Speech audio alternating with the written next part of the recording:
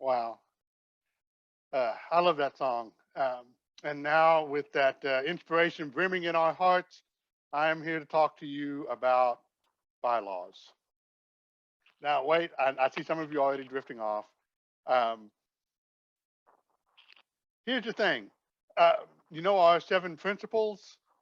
You know the six sources, the inspirations for Unitarian Universalism.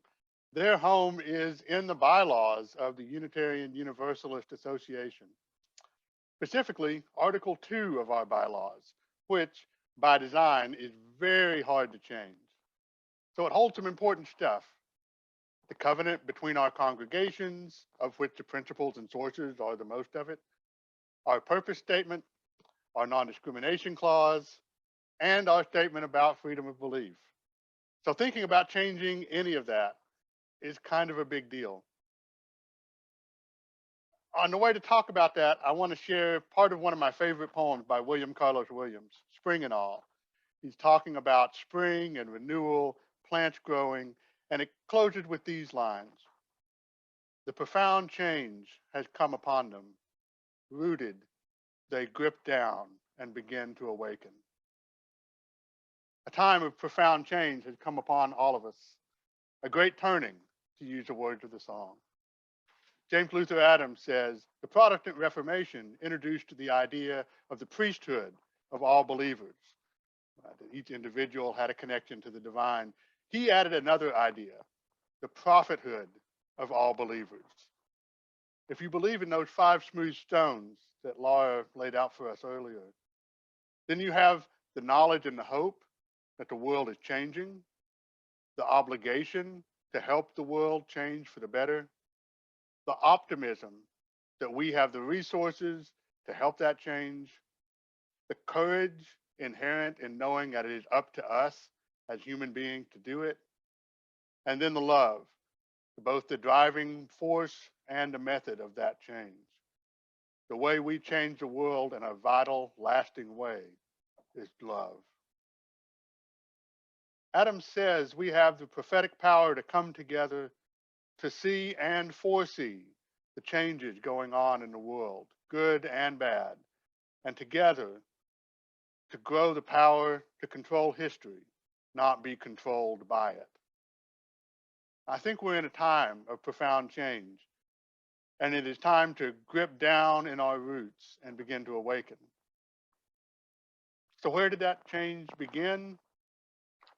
8 years ago, Michael Brown was shot near St. Louis, Missouri.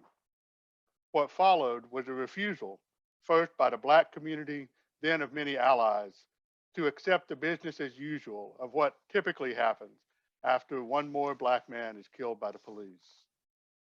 2 years ago, George Floyd was killed by a police officer, touching off another, more intense round of social protest. But also, 11 years ago, Zuccotti Park in New York was occupied by the Occupy Wall Street movement, calling out greed and extractive corporate capitalism. Within the next few years, the movement had spread to protests in 951 cities across 82 countries. Though commentators disagree about the ultimate effects of this movement, it is certain that everyone is now aware of a key phrase they popularized, the 1%. But also, 4 years ago, 15-year-old Greta Thunberg started spending her days outside the Swedish parliament, holding a sign that said, "School strike for climate." A year later, she was saying very bluntly to the leaders of the world gathered at the UN Climate Action Summit, "How dare you? How dare you continue to look away and come here saying that you're doing enough when the politics and solutions needed are still nowhere in sight? You are failing us," she told them. And then, of course, 5 years ago, the United States elected a president whose approach to the long road of economic justice, racial justice, climate justice was to look at it and then turn and run as fast as he could in the other direction. He and his supporters saw that arc bending toward justice, and they grabbed a hammer and tried to knock that one flat. But people saw that and resisted. Let's not forget, the day after that president's inauguration, we saw the largest single day protest in US history as the Women's March happened in Washington and across the country in cities and towns. 400,000 people in Washington, around 4 million across the US, 7 million across the world. Where did all this begin? The answer, of course, is there is no beginning. Each of these movements was influenced by movements started by people before and those influenced by people before that. So all of these movements are really not beginnings, but rather moments of renewal. Unitarian Universalists were involved in all of them, and all of them have had an effect on Unitarian Universalists. In the past 5 years, there have been several grassroots campaigns to change things in our principles and sources. A move to expand our first principle, respect for the worth and dignity of all humans, to include all beings. There was a move to include our Unitarian and Universalist heritage and other major world religions like Buddhism and Islam more directly in our sources. And significantly, a call in 2017 to add an 8th principle, which would be explicit about opposing racism, white supremacy, and other oppressions. All of these proposed changes fall into Article 2 of the bylaws. So the board of the Unitarian Universalist Association looked at all that and said in the prophetic voice of Unitarian Universalists throughout history, we need a committee. And so they made one. There were suggestions and discussions about size, makeup, who's on it, etc. They decided on 6 people. There was a small enough number to enable trusting relationship to form and to make meetings possible to schedule. And kind of amazingly, in these 6 people, they managed to get both lifelong UUs and UU converts, 3 people of color, 3 LGBTQ people, the organizer of the 8th Principle Project, a religious educator, a minister, formerly the president of the UU Ministers Association, a former member of the Congregational Life staff at the UUA, 2 youth members under 18 when they started, and 1 hillbilly. And college professor who helped start the Disability Caucus at General Assembly and teaches poetry and had done some volunteer and consulting work for the UUA Southern Region. So that's how I got on the radar. But even with all that, we can't possibly represent every constituency directly.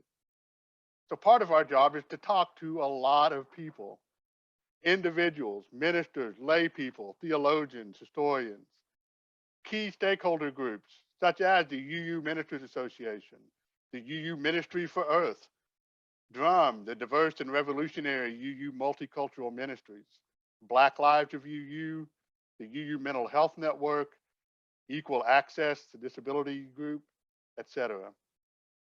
We've held workshops at last year's General Assembly, at the nationwide UU Compass Gathering, and many other places. We've put together panel discussions of some of the major areas that Article 2 covers: covenant, inspirations, purposes, with opportunities for people to give feedback and reactions to those conversations. They're available on our website, and I'll drop the link in the chat at the end of the service. Mark Mahundro from TVUC and I are working to schedule a cluster-wide meeting for all the East Tennessee churches. More detail to come on that.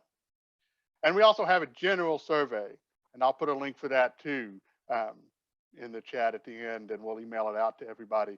I'd really like y'all to participate in that, but it had a number of questions for you to fill out individually. We're going to be continuing this conversation all this year and present our proposed changes to the UUA board in January of 2023. They'll be voted on by the General Assembly in June of that year, and if it passes with a majority that year, then it will need to pass with a supermajority in 2024 before becoming official. So when I said earlier it's not easy to change this, that's what I mean. And the board's told us that all of Article 2 is on the table. Principles, sources, purposes, anything can change if it needs to change. Because the question in front of us, The last major changes to this document were made in 1985. And I'm sorry to many of you to have to confront you with this number, but what has happened in the past 37 years since 1985 that has changed us? What will carry us into the middle of the 21st century? How do we need to renew our faith for the work and the world that lie ahead of us? What will the Unitarian Universalism of our children and our children's children look like? What does the world of our children and our children's children need us to be? One of our goals that we set when we started this work, whether the changes we proposed will pass or not, was that the conversations and self-examination in this process would be good for us as UUs to engage in. While one thing we want are those individual responses, we also know that our faith exists in communities. We aren't UUs by ourselves. By ourselves, we're a bunch of wild, wacky, fascinating people. I mean, just look in the gallery view on this service today and think about the number of people competing for most interesting person, man, woman, person in the world. You know, I've literally thought about that, about just about everybody I see on my screen right now. So by ourselves, that's who we are. But together, we're Unitarian Universalists. Good things happen when we come together. So with that in mind, what I'd like to do now is to take about 8 minutes and do some small breakout rooms, right? And have you all talk in small groups, and then we'll come back. When you come back, be ready to put your idea in the chat, right? And that way I can kind of save it for later.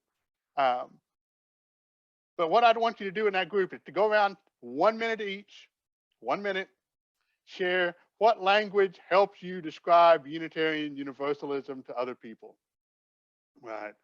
I know that's a big question to do in 1 minute, right? And it's meant to make you boil it down to the most important thing, what you see as the living heart of Unitarian Universalism, why it's important to you or the world, however you want to tackle that. But, you know, in a short space, what language helps you describe Unitarian Universalism to other people?